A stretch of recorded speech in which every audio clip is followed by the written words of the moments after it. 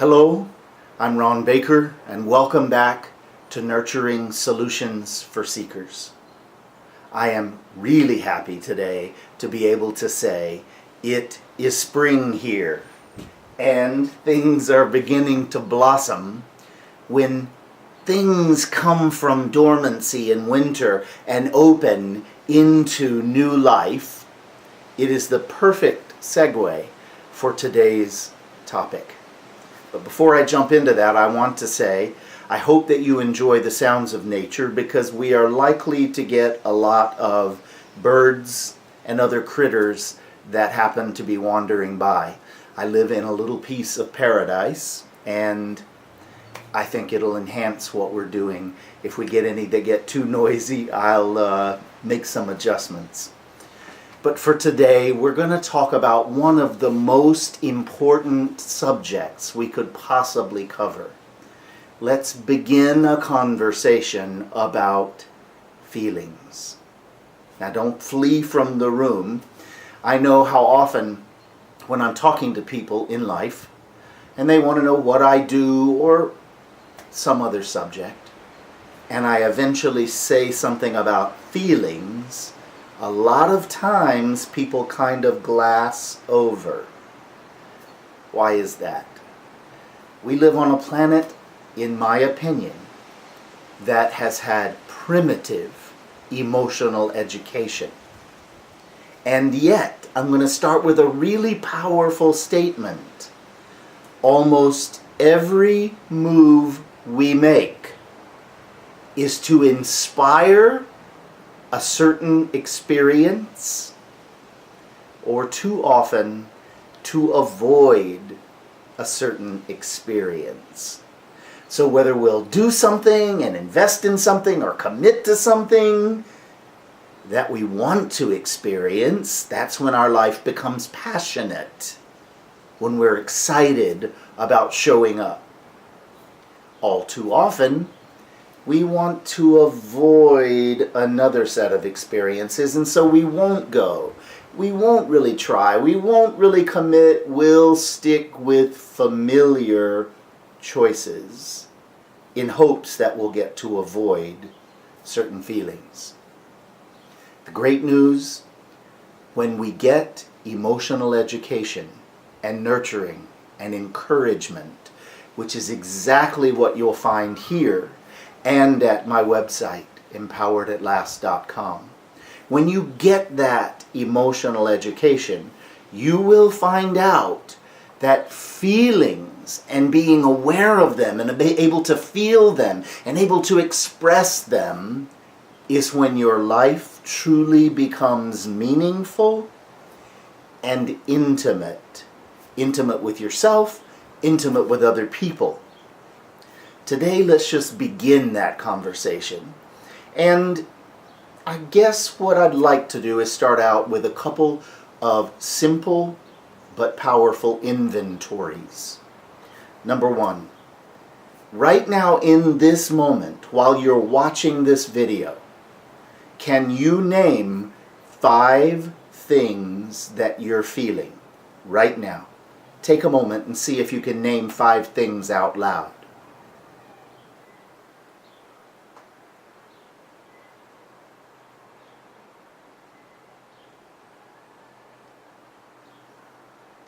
I'm purposefully letting there be an extended, quiet space.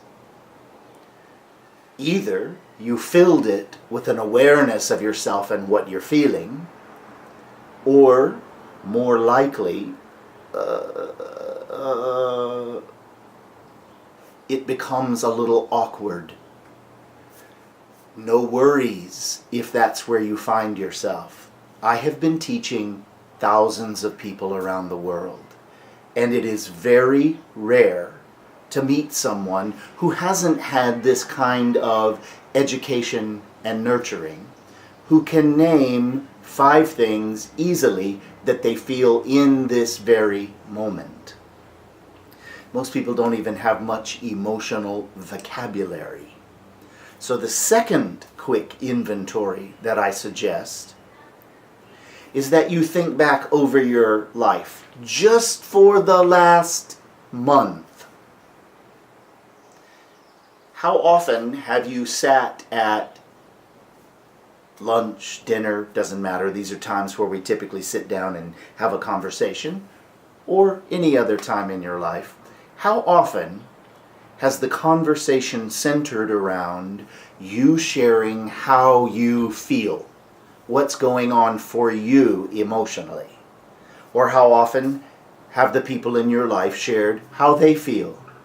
Naming specific feelings, feeling comfortable to share that and be known. In my history, prior to doing all this work, and prior to creating a community of people who have learned how enhancing and safe it is to be in an emotional conversation, most people, in my experience, do anything but talk about their feelings and what they're actually going through. So, with these two inventories, I hope that you get an initial inclination about how aware of yourself you have been emotionally. Now I'm going to show you how simple and easy it can be to name feelings out loud. I'm going to share with you what I'm feeling right now in this moment. I feel open, willing, seen, grateful, connected, simple, loving. Now, I always want to share about 10 layers. I'm going to keep it simple. Could you feel the authenticity of what I was just sharing?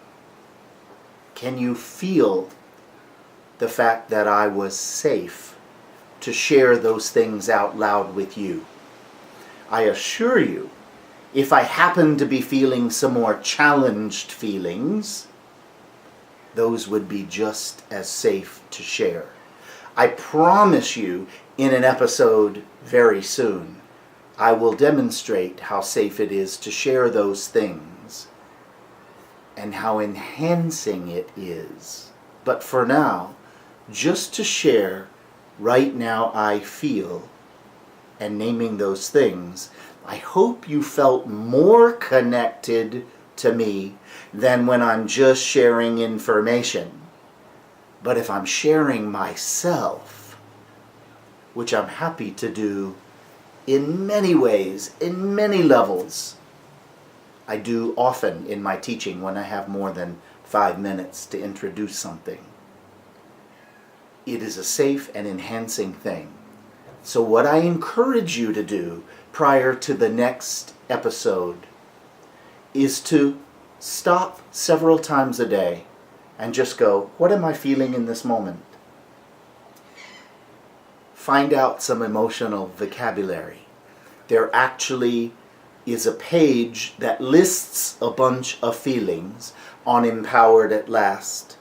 So please go and visit, and it will give you an indication of many different feelings to begin your list. It is a huge spectrum and palette that we can learn to feel that makes our life so rich and diverse and connected and meaningful. So with all that said, welcome to spring. Welcome to coming out of the dormancy of not being connected to feelings as fully and to the emergence of more of yourself. I will see you next time.